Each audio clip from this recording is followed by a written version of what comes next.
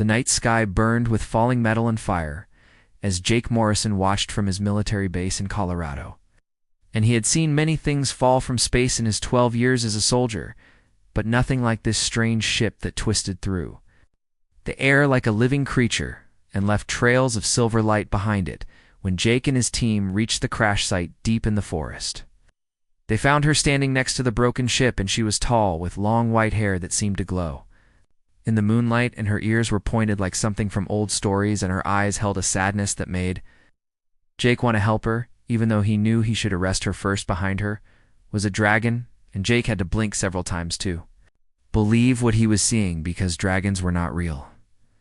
But this one was very real, and it was the size of a large horse. The black scales that had blue lines running through them like lightning frozen in stone, and it watched Jake with golden eyes that seemed far too smart for any animal. The woman spoke in perfect English and told them her name was Lyra, and she said she needed help because someone was chasing her and she had nowhere else to go. And Jake should have called his commanders right away, but something in her voice made him pause and think that maybe she was telling the truth about needing help. Jake took her back to the base, and the dragon came too, though it only agreed because Lyra asked it to, and the dragon had a name, which was Ember, and it moved like smoke and fire combined into one creature, and everyone at the base was afraid of it, except Lyra, who treated it like an old friend. Over the next few weeks, Lyra became part of life at the base, and she told them she was from a race called the Althor, who lived far away among the stars, and she said she was running from some kind of war or political problem back home, but she never gave many details about it, and Jake did not push her to explain because she seemed so tired and sad. Lyra helped in the medical center, where her knowledge of alien medicine saved several human lives, and she learned about Earth by watching movies and reading books, and she laughed at human jokes and seemed amazed by simple things like rain and coffee and the way dogs wagged their tails when they were happy. Jake spent more and more time with her, and they would sit on the observation deck and watch the sunset while Ember slept nearby, and sometimes Lyra would tell stories about other worlds she had visited and the strange creatures that lived there, and the beautiful things she had seen in her travels across the galaxy. She never acted like she was important or special, and she wore simple clothes and ate in the cafeteria with everyone else, and she helped clean the medical bay and never asked for special treatment. Jake started to think of her as just another person who happened to be from somewhere very far away. 3 months past this, Wei and Jake almost forgot that Lyra was alien at all, because she fit in so well and seemed so normal, despite her pointed ears and the dragon that followed her everywhere. And life at the base settled into a comfortable routine that felt like it could last forever. Then the sensors picked up 6 massive ships appearing at the edge of the solar system, and they were bigger than anything humans had ever built, and they moved through space like sharks moving through water, and Lyra saw them on the screen, and her face went white as snow. She whispered that they had found her, and for the first time since Jake had known her, she looked truly afraid, and Ember stood up and growled low in his throat, and the sound made the walls shake. And Jake knew that everything was about to change. The ships did not attack, and instead, they sent a message asking permission to land. And they were very polite about it, which made the generals nervous, because usually aliens were not polite unless they were very powerful and did not need to be rude to get what they wanted. General Lisa Chen, who commanded the base, decided to let them land. Jake argued against it, but she overruled him, and so they waited in the main hangar as a single shuttle came down from the largest of the 6 ships and landed with barely a sound. 20 soldiers came out of the shuttle, and they wore armor that looked like it was made from starlight itself, and they carried weapons that hummed with energy, and their leader was a tall woman with fierce eyes and a sword on her belt that seemed to contain a small sun. The lead soldier walked into the hangar where all the Earth commanders and soldiers were waiting, and she looked around until her eyes found Lyra standing near the back with Jake beside her and Ember behind them both. What happened next made no sense to Jake, because the fierce warrior woman stopped walking, and her angry expression melted away into shock and relief, and then she dropped to one knee, and behind her all 19 other soldiers did the same, and the sound of their armored knees hitting the floor echoed like thunder. The warrior spoke in a voice that shook with emotion, and she called Lyra by a title that Jake did not understand.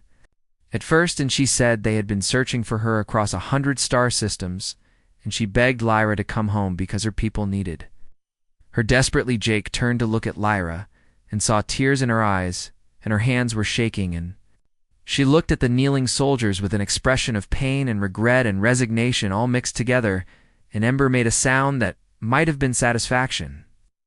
As if the dragon had known this would happen all along, General Chen demanded to know what was happening, and the warrior woman said that Lyra was not just a refugee, but was in fact the queen of the entire Althor Empire, which controlled 14 galaxies and had existed for over 1,000,000 years. Jake felt his mind go blank, because he could not process what he was hearing, and he looked at Lyra, who had eaten breakfast with him that morning and had laughed at a stupid joke he made, and who had seemed so normal and so ordinary. Lyra finally spoke, and her voice was quiet, but it carried authority that had not been there before, and she told the warrior, whose name was Mira, that she had left her throne for a reason, and that she did not want to go back.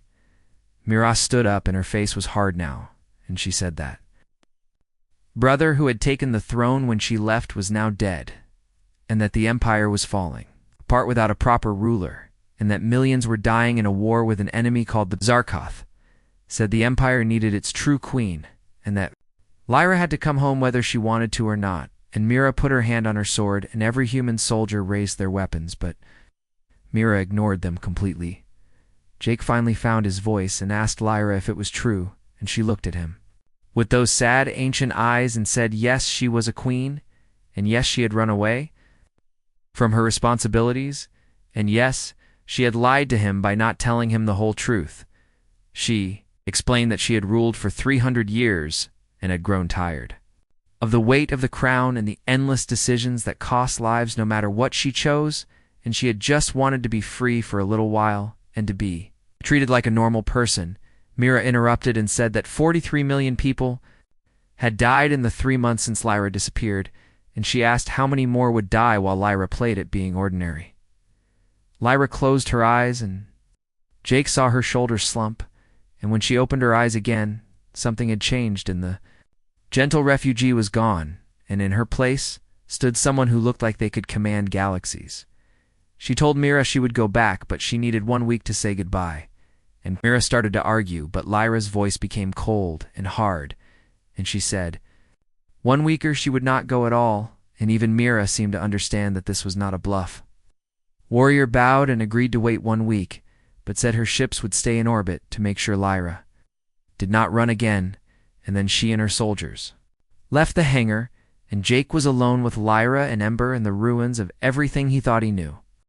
Everything changed after that day, and the military base became a place of confusion and fear, as Earth leaders tried to understand that they had been hosting not just an alien refugee, but the ruler of an empire, so vast that it made human civilization look like nothing at all. Jake found Lyra in the observation room, where they had spent so many peaceful evenings, and she was staring at the stars with an expression that looked both tired and resigned, and Ember lay nearby watching Jake with those knowing golden eyes. Jake asked if she was angry, and she said no. She was not angry at him, and he said that he did not know what to feel because she had lied to him for 3 months, and they had talked almost every day, and she had never mentioned being royalty, even once Lyra turned to face him, and her eyes were wet with tears, and she asked if he would have treated her the same way if he had known the truth from the beginning, and would they have laughed together and shared meals and walked in the rain if he had known she was a queen. Jake had no answer for that, because he knew she was right, and he probably would have been too nervous or too formal to just be himself around her. If he had known what she really was, she told him that she had needed to be seen as a person and not as a crown, and that for 3 months she had been allowed to be just Lyra instead of an empress who carried the weight of trillions of lives on her shoulders. Jake sat down and put his head in his hands, and he said that 43 million people had died, and Lyra flinched like he had hit her, and she said that she knew and that she felt every single death like a knife in her heart. She explained that she had run away because after 3 years of ruling and making impossible choices and watching everyone she loved grow old and die while she stayed, Young, she had just been too tired to continue. Jake looked up at her in shock and asked if she was really over 300 years old, and she smiled sadly and said she was 340. 7 years old, and that the Altha lived for thousands of years, which meant she would likely see another millennium. While everyone around her turned to dust, she said that everyone, except Ember, would die because dragons lived forever, and the dragon made a rumbling sound that might have been agreement. Over the next few days, Jake watched Lyra transform before his eyes, and the soldiers from her empire treated her with a respect that seemed almost religious, and she held meetings where she discussed military strategy for wars that spanned multiple galaxies. Ships arrived every few hours, and each captain came to pay their respects to the returned queen, and they brought reports of battles and losses and victories, and Lyra listened to all of it with a calm expression that hid whatever she was feeling inside. But in quiet moments, Jake still saw the woman he had come to know, and she visited the medical bay one last time to say goodbye to the patients she had helped heal and she spent hours with. Ember speaking in a language that sounded like music made from thunder, and she sought out Jake whenever she could. On the 5th night, she found him on the roof of the barracks building where he had gone to think, and she sat down beside him and asked him to come with her when she returned to her empire. Jake thought he had misheard her, but she repeated the request and said that she needed someone who would see her as just Lyra, and not as a queen, and someone who was not afraid to tell her when she was wrong. She took his hand and told him she was terrified, because she was about to lead millions of soldiers into war and make decisions that would determine if entire worlds lived or died, and she said she needed a friend who could remind her that she was still a person. Underneath the crown, Jake thought about his life on Earth and his career in the military and his family who lived on the other side of the country, and then he thought about this extraordinary woman who had hidden among humans because she wanted to be ordinary. He said he would go with her, but only if she promised to tell him everything and to never keep secrets from him again. And she smiled and said she would tell him everything, and that there would be no more lies between them. That night, the alarms began to scream, and red lights flashed throughout the basin. Jake ran to the command center where he found General Chen staring at the screens with a look of horror on her face. 3 ships had appeared in orbit around Earth, and they were not Althor ships, and they looked like nightmares made real, with hulls that seemed to be made from living darkness and weapons that pulsed with energy that made the sensors scream. The Zarketh had found them, and they had come for Lyra, and they did not care about Earth or the humans who lived there. The first attack destroyed New York in seconds, and the bombardment turned the entire city into burning ruins, and millions died before anyone could even understand what was happening. London fell next, and then Tokyo, and the Zarketh ships moved through Earth's orbital defenses like they were made of paper, and nothing the human military did seem to slow them down at all. Lyra arrived in the command center with Mira right behind her. She looked at the screens showing the burning cities, and her face went white, and she whispered that this was her fault because the Zarketh were punishing Earth for hiding her. Myra grabbed Lyra's arm and told her they needed to evacuate immediately, and that the Sovereign Guard would hold off the enemy while Lyra escaped to safety. But Lyra pulled her arm free, and her voice became hard as steel, and she said no more running, and no more letting others die for her choices. And she turned to Ember, who had followed her into the command center. She asked the dragon if he was ready, and Ember roared so loud that the windows shattered and fire erupted from his mouth, and Jake had to cover his face from the heat. Then Ember began to change, and the dragon grew larger and larger until he filled the entire room, and his scales shifted from black and blue to brilliant gold, and each scale glowed like it contained a captive star wings that could have covered a football field, unfurled and crackled with energy that made the air itself burn. And Ember roared again, and this time sound carried across the entire planet. Lyra was changing too, and her simple clothes melted away, and armor appeared made from light itself, with silver and gold patterns that flowed across it like living rivers, and her hair rose up as if caught in a wind that did not exist. Her eyes became twin suns that burned with power so intense that Jake had to look away, and she rose into the air, lifted by forces that he could not understand. And Ember moved beneath Hertha. Dragon smashed through the ceiling like it was made of paper and carried his queen up toward the stars where the Zarkef ships waited, and Jake ran outside to watch the battle that followed. What he saw would stay with him for the rest of his life, because Lyra and Ember became a force of pure destruction, and the dragon breathed fire that burned in the vacuum of space, and each blast was hot enough to melt asteroids. Lyra raised her hand, and one of the Zarkith ships froze in place as if time itself had stopped around it, and she raised her other hand in a beam. A pure starlight shot from her palm and cut the second ship in half. But the third ship was stronger, and it unleashed something terrible that tore holes in reality. Itself and darkness poured out of those wounds, and when the darkness touched Ember, the dragon screamed in pain. Lyra's armor cracked under the assault, and for a moment, Jake thought they would lose, and Earth would die, and everything would end. Then the rest of the Sovereign Guard joined the fight, and 20 warships appeared, and they unleashed everything they had at the third Zarkis ship, and Mira herself led soldiers onto the enemy vessel with her sun's sword, cutting through their hultha. Battle lasted 7 minutes, and when it ended, the Zarkith were dead or running away, and Earth was saved, but millions had died in the initial bombardment in cities.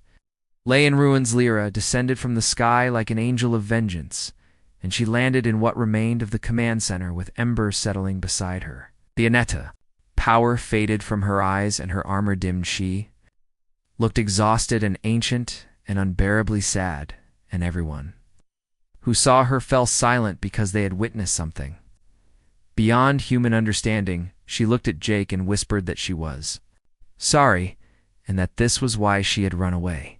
Because this was what the crown meant, and this was the power she carried, and the responsibility that came with it. Jake looked at the ruins around them, and at the millions who had died, but he also looked at the billions she had saved, and he said she was going back to her empire, and to the war. Lyra nodded and said she had to go because the Zarketh would not stop until they had conquered everything, and if she kept hiding, then more worlds would burn. She reached out and touched his face with a hand that still trembled with power, and she asked again if he would come with her, and Jake thought about everything he had seen, and everything he now knew. He said yes because someone needed to remind her that she was still Lyra underneath all that power, and that she was more than just a weapon or a crown. She smiled, and it was like the sun coming out from behind clouds, and Mira approached and bowed and said the fleet was ready to leave. They needed to go before more enemies arrived. Jake took one last look at Earth and at everything he was leaving behind, and then he followed Lyra onto her ship and toward a future among the stars. The journey to the Althor capital took 3 days through paths in space that bent reality in ways that made Jake feel sick whenever he looked out the windows, because stars moved in directions I should not exist, and colors appeared that his eyes were not meant to see. He spent most of his time learning what it meant to stand beside a queen, and Mira taught him the basic rules of the imperial court, and she told him not to bow too low and not to look directly at the High Council unless they spoke to him first. She also said that he should never contradict Lyra in public, but that in private he could apparently say whatever he wanted. And she said this in a tone that suggested she found the whole situation very strange. Lyra was different. Now, when she still talked to Jake and still laughed at his jokes, but there was a weight to her that had not been there before, and she held meetings with generals and made decisions that would affect trillions of people. Jake asked her one evening if she had always been like this, and she said no, she had been suppressing it the whole time she was on Earth because the power of the Star Throne was bound to her blood and her soul. She explained that every moment on Earth she had been fighting against her own nature and holding back the vast power that wanted to burn through her, and she asked him if he knew what it was like to be something huge and terrible but to want nothing more than to be small and normal. Jake said that everyone felt that way sometimes, and that most people wanted to escape who they were at least once in their lives. Lyra smiled sadly and said yes, but most people were not weapons that could destroy entire fleets. With a gesture, Ember, who was sleeping in the corner and who was still golden and massive and apparently too big to fit through normal doors anymore, made a sound that might have been laughter. They arrived at Althor Prime on the morning of the 4th day, and Jake saw a planet more beautiful than anything he had imagined. With 3 suns that painted the sky in colors, he had no words for cities. Made of crystal and light stretched across the continents, and in orbit around the planet were defense stations the size of Earth's moon and fleets of ships that numbered in the thousands. The coronation was scheduled for that evening, and Jake stood in a crowd of people from 1,000 different worlds, wearing fancy clothes that had been made for him by machines he did not understand. He recognized the various Althor noble houses, because each one had their own guards and their own dragons, and there were aliens of species he had never seen before, and some of them breathed air, while others floated in special containers. The star throne itself sat in the great hall, which was a room so vast that it had its own weather, and clouds formed near the ceiling, and Jake could see rain falling in the distance.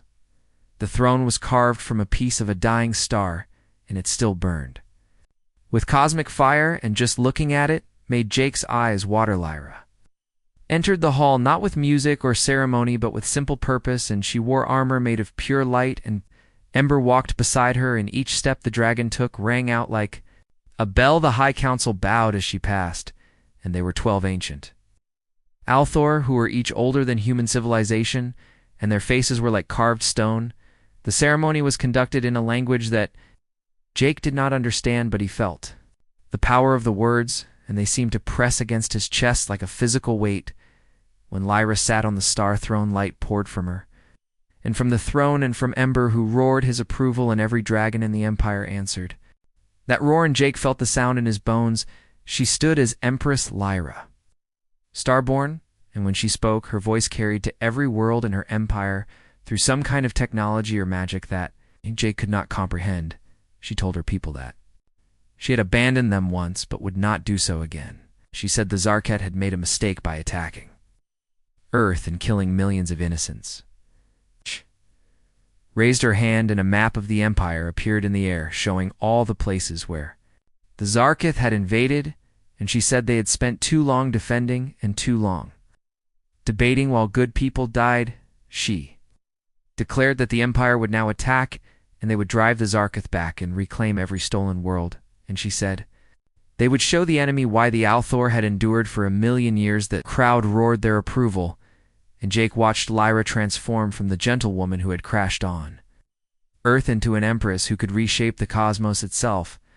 After the ceremony ended and the celebration began, Lyra found Jake on a balcony that overlooked the capital, and she had dismissed her armor and power and stood before him in simple robes. Looking tired, she asked if he was having second thoughts about coming here, and Jake said no, but that he was a little worried she might accidentally kill him in her sleep. Lyra laughed and said she would not kill him because Ember would never forgive her, and the dragon would somehow squeezed onto the balcony made a satisfied rumbling sound.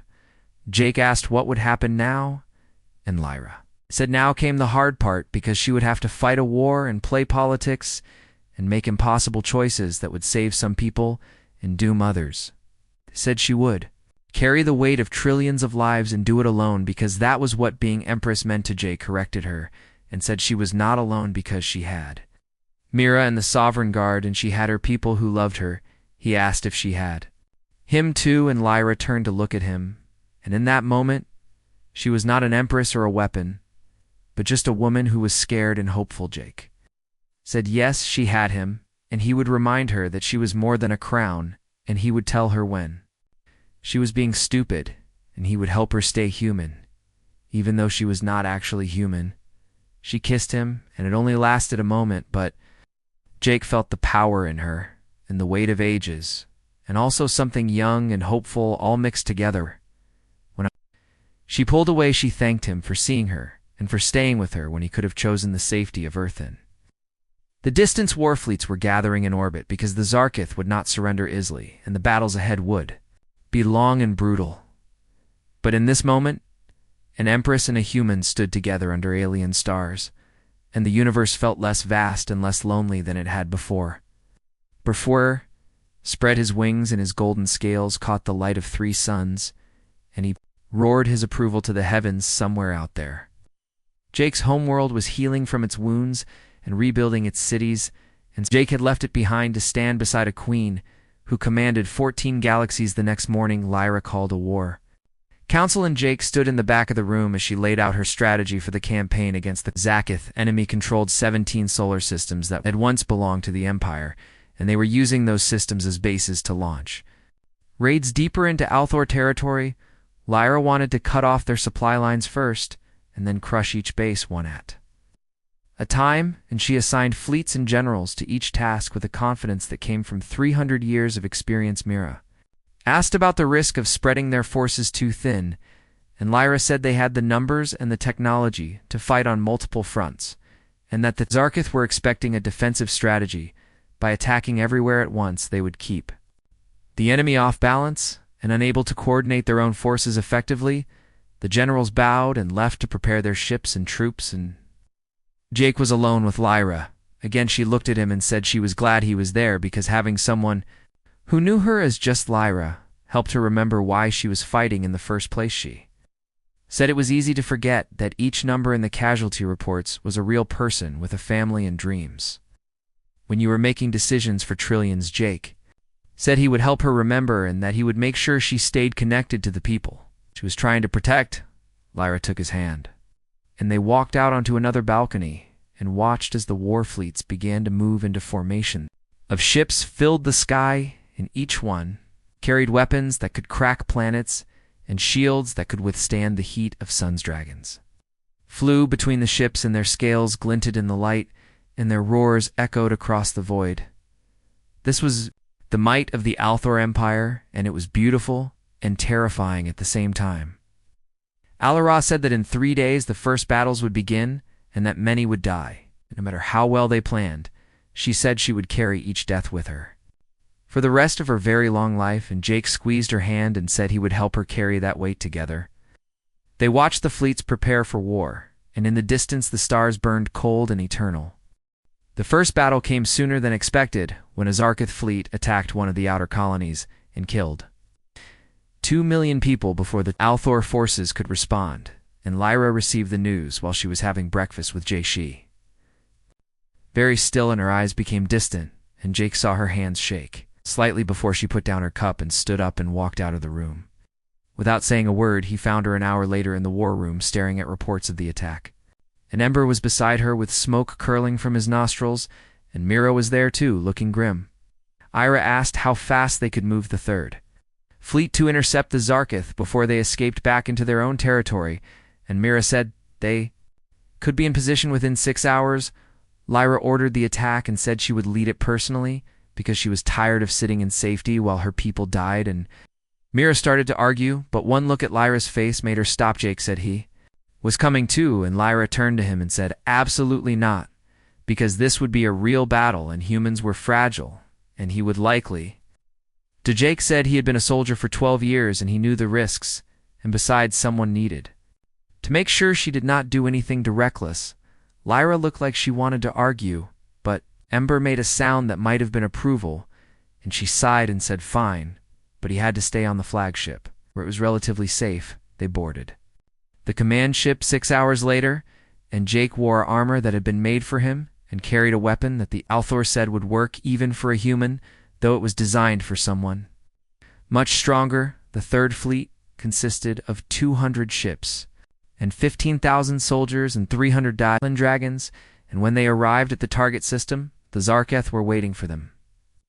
The enemy had 400 ships, and they had fortified the colony they had just attacked and turned it into a forward base bristling with weapons. Lyra stood on the bridge of her flagship, and Jake watched as she transformed from the woman he knew into something else entirely. Her eyes began to glow, and her armor came alive with light, and she gave orders in a voice that carried absolute authority, and the fleet moved in perfect coordination. The battle began with a massive exchange of energy fire that lit up the darkness of space like a new sun being born, and ships on both sides exploded into debris. And Jake had never seen anything so beautiful and so terrible. Aliera directed the fleet like a conductor leading an orchestra, and she seemed to know where every ship was and what every captain needed to do, and the Althor forces fought with precision. That came from millions of years of warfare, but the Zarketh were not weak, and they had weapons that tore at reality itself. And whenever those weapons fired, Jake felt his stomach turn because the very fabric of space screamed one of those reality-breaking. Weapons hit an Althor ship, and the vessel simply stopped existing, and 3,000 people died in an instant, and Lyra's face went white. She raised her hand, and power flowed from her like a river of light, and it struck the Zarketh ship that had fired the weapon, and the enemy vessel froze in time just like the one over Earth had then. Lyra clenched her fist, and the frozen ship shattered into a million pieces. Battle raged for 3 hours, and Jake watched from the safety of the flagship. As dragons fought in the void-breathing fire that should not have been possible in vacuum, but which, burned anyway, Ember was among them, and the golden dragon was like a sun himself, tearing through enemy ships with claws and teeth and fire that melted metal like wax. Mira led a boarding party onto the largest Zarketh ship, and Jake watched on the screens as she and her soldiers fought hand to hand in the corridors, and her son, sword, cut through armor and flesh with equal ease. The tide began to turn when Lyra herself left the flagship and flew into battle surrounded by an aura of pure power, and wherever she went, Zarketh ships died. She moved through space, like she was swimming through water, and energy poured from her hands in streams of destruction, and Jake understood for the first time why the Althor called her the Keeper of the Eternal Flame, but victory came at a cost, and by the time the battle ended, the Third Fleet had lost 40 ships, and 6,000 soldiers had died. And twice that many were wounded. The Zarketh fleet was completely destroyed, but they had inflicted terrible damage before they fell, and when Lyra returned to the flagship, she looked like she had aged 100 years. She went to her quarters, and Jake followed her and found her sitting on the floor with her head in her hands, and she was shaking. He sat down beside her and did not say anything, because what could he say that would make this better? And after a long silence, she spoke. She said she had forgotten how much it hurt to lose people under her command, and she had spent 3 months on Earth not being responsible for anyone, and now 6,000 families would receive news that their loved ones were dead. Jake put his arm around her shoulders and said that those 6,000 had died protecting 2 million civilians, and that they had chosen to be soldiers, and they had known the risks. Lyra said that did not make it hurt less. And Jake agreed that no, it did not. They sat together in silence for a long time, and eventually Ember came in and curled around them both, and the dragon's warmth was comforting. Next day, Lyra addressed the fleet, and she honored the dead and promised that their sacrifice would not be forgotten. And she said the war was far from over, but they had proven that the Zarketh could be beaten. The soldiers cheered, and their morale was high, despite the losses, because they had won a major victory and pushed the enemy back over the next 2 weeks. Lyra led 4 more battles, and each one was brutal and each one cost lives, but slowly they began to reclaim the territory that the Zarketh had taken. Jake stayed by her side through all of it, and he learned what it meant to fight a war on a galactic scale where single battles could determine the fate of entire worlds. He also learned that Lyra was right to be afraid of the crown, because the weight of command was crushing and every decision carried the consequences that would echo for generations after. The 5th battle, which had been the bloodiest yet, with 15,000 dead on both sides, Lyra came to Jake and said she did not know she could keep doing this. She said every death felt like a piece of her soul being torn away, and she did not know how much more she could lose before there was nothing left. Jake held her and said she was the strongest person he had ever met, and that her people needed her, and that she could not give up now. He said that feeling the weight of each death meant she still cared, and that the moment she stopped feeling it was the moment she would become the monster. She was afraid of being. Lyra cried then, and Jake had never seen her cry before, and he realized that for all her power and all her years, she was still just a person trying to do her best in an impossible situation. The war continued, and the Althor forces pushed deeper into Zarketh territory, and Lyra led them with courage and wisdom, but Jake could see the toll it was taking on her. She slept less, and ate less, and spent more time in the war room planning the next move, and Jake worried that she would burn herself out. Mira noticed too, and she came to Jake one day and said that the Empress needed to rest or she would collapse. And Jake said he had been trying to convince her, but Lyra would not listen. Mira said then they would have to make her listen, because an empire without a healthy ruler was an empire in danger together. They confronted Lyra and told her she needed to take a break, even if just for a few days, and Lyra started to argue, but then she saw the concern in their faces. She agreed to rest for 3 days, and during that time Jake took her to a peaceful moon where there was nothing but forests and clear lakes, and they spent the time walking and talking and not thinking about the war. It was the first time since leaving Earth that Jake saw Lyra truly relax, and she smiled more in those 3 days than she had in the previous month on the last day. She thanked him for reminding her that she was still a person and not just a weapon or a crown, and she said she did not know what she would do without him. Jake said she would probably work herself to death, and Lyra laughed and said he was probably right. When they returned to the fleet, there was news that the Zarkith were gathering their forces for a massive counterattack, and Lyra knew that the real test was still ahead. She called together all her generals and began planning for what would be the largest battle of the war, and Jake stood beside her and helped where he could. The fate of 14 galaxies would soon be decided.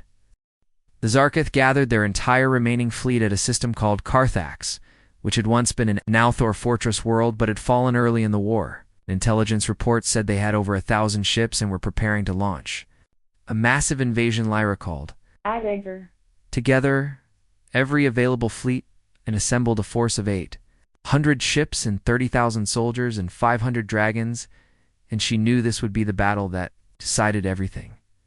Jake stood beside her on the bridge of the flagship as they prepared to jump into the Carthax system, and he could see the tension in her shoulders and the way her hands gripped the railing. She turned to him and said that if things went badly, he needed to get to an escape pod and run, because she would not be able to protect him once the fighting started. Jake said he was not going anywhere and that he would stay with her until the end, whatever that end might. Lyra looked like she wanted to argue, but Ember made a rumbling sound, and she sighed and said that both of them were stubborn fools.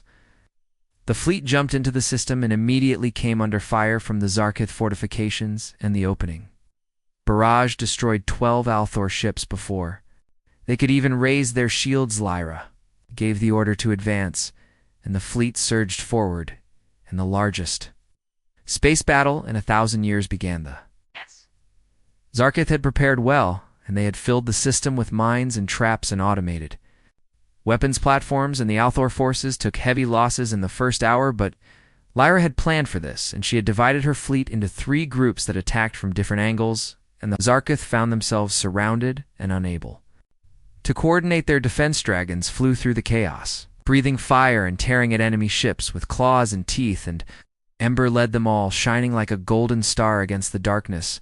Mira commanded a strike force that punched through the enemy lines and began destroying the weapons platforms one by one, and her son's sword cut through everything it touched. The battle raged for 6 hours, and Jake watched from the bridge as ships died on both sides and the void filled with debris.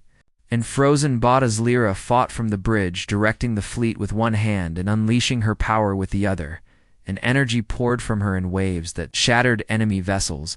But the Zarkith had a secret weapon, and when they unleashed it, the entire Althor fleet felt the impact was a device that created a massive tear in reality. And through that tear came darkness that consumed everything it touched, and ships that came near it simply ceased to exist. Lyra saw it, and her face went pale because she knew what it was, and she had hoped that Zarkith did not have the knowledge to build such a thing. It was called a void anchor, and it was a weapon from the ancient wars that had nearly destroyed the galaxy millions of years ago, and it had been banned by every civilized race. The void anchor began to grow, and its darkness spread, and if it was not stopped, it would eventually consume the entire system, and maybe more. Lyra told Mira to pull back the fleet and get everyone to minimum safe distance, and Mira asked what she was planning to do. Lyra said she was going to destroy the void anchor. It's the only way she knew how, which was to overload it with more power than it could contain. Mira said that would likely kill Lyra, and the Empress said yes, probably it would, but there was no other choice. Jake grabbed her arm and said there had to be another way, and Lyra looked at him with eyes full of sadness and said she was sorry. She kissed him one last time, and then she called Ember to her side, and together they flew toward the void anchor while the fleet retreated. Jake watched from the bridge, and his heart felt like it was being torn apart because he knew he was about to watch her die. Lyra and Ember approached. The void anchor in the darkness reached for them with tendrils that dissolved matter at the atomic level. She began to channel power and light, erupted from her body in streams that pushed back the darkness, and Ember breathed fire that burned hotter than any star. The void anchor resisted and pulled harder, and Lyra poured more power into her attack, and Jake could see her armor beginning to crack under the strain. She was giving everything she had and more, and her body was coming apart from the forces flowing through it. Then something unexpected happened, and the dragons, who had been fighting in the fleet, suddenly turned and flew toward the void anchor, and they surrounded Lyra and Ember. 500 dragons added their fire to Ember's, and their combined power created a storm of energy that lit up the entire system. Lyra saw what they were doing, and she reached out with her mind and connected to all of them and channeled their power along with her own, the combined might of a queen. And 500 dragons struck the void anchor like a hammer, and the device began to overload. The darkness writhed and screamed, and reality itself buckled under the assault. Then, with a soundless explosion that Jake felt in his soul, the void anchor collapsed and imploded and took a dozen Zarkith ships with it into oblivion. Lyra fell from the sky, and Ember caught her in his claws and brought her back to the flagship. And when they landed, Jake ran to her side. She was badly hurt, and her armor was shattered, and blood ran from wounds all over her body, and her eyes had lost their glow. The medical team rushed her to the infirmary, and Jake followed, and he held her hand while they worked to save her life. She was unconscious for 2 days, and during that time the fleet finished destroying what remained of the Zarkith forces, and the battle ended in total victory. When Lyra finally woke, Jake was sitting beside her bed, and he had not left since they brought her in. She looked at him and smiled weakly and said she was sorry for scaring him. Jake said she was an idiot for almost getting herself killed, and she laughed and then winced because laughing her over. The next week, Lyra recovered, and her natural healing abilities, which were part of being Althor, worked to repair the damage of the victory at Carthax, broke the Zarkith completely, and without their fleet, they could no longer threaten the Empire, and their remaining forces surrendered within days. The war was over, and it had cost the lives of over 100,000 soldiers, but the Althor Empire was safe. Lyra returned to the capital as a conquering hero, and the people lined the streets to cheer for their empress, who had led them to victory. But Lyra did not feel like celebrating because she remembered every single person who had died, and she carried their names in her heart. She held a ceremony to honor the fallen, and she personally met with as many families as she could and told them that their loved ones had been heroes. Jake stood beside her through all of it, and he saw the toll it took on her, but he also saw her strength and her compassion. After the ceremonies were done, Lyra called a meeting of the High Council, and she told them that she had learned something important during the war. She said that the Empire needed to change, and they could no longer rely on one person to carry all the burden of leadership. She proposed creating a council of elected representatives who would share power with the Empress and help make decisions for the Empire. The High Council was shocked because no ruler in Althor history had ever voluntarily given up power, but Lyra was firm. She said she would remain Empress, but she would not rule alone anymore, and the people deserved a voice in their own government. After much debate, the council agreed and began the process of reforming the Empire.